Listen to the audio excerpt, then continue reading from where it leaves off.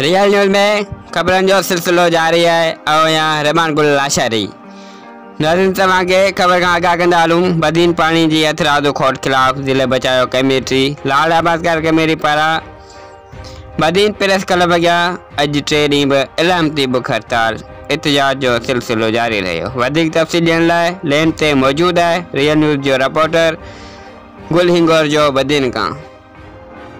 बदीन जिले में पानी की अथराती खोट खिलाफ जिला बचाव कमेटी आबादकार एसोसिएशन फोरम लाड़ बचाव कमेटी पारा बदीन प्रेस क्लब अॻियां अॼु 3 ॾींहं अलामती बुख हड़ताल ऐं एहतजाज जो सिलसिलो जारी रहियो। आबादकार अगवान अब्दुल अजीज डेरो, हाजी शेर जमाली, लाला शेख, रज़ा शाह, अब्दुल गफूर चांडियो, हाजी अनिल खसकली चयो त बदीन ऐं कॾण सब डिवीज़न सामूंडी पट्टीअ में पानी की खोट सबब फसल तबाह थी वियो आहे। मुआशी बहरान सबब मानू लॼपलाण करण ते मजबूर आहिनि। सीडा ऐं आबाशी खाते जा अमलदार बाअसर हुक्मरान दुर जी सियासी भंगार वही रहिया आहिनि ऐं असांजे पुछड़ वारे इलाइक़नि खे हुननि मुसलसल तबाह करे छॾियो आहे, जंहिं सबब असां मुआशी बदहाली जे वर चढ़ी आहियूं।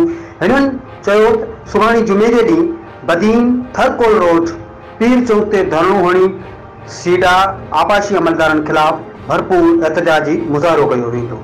गुल हिंगोर जो बदीन।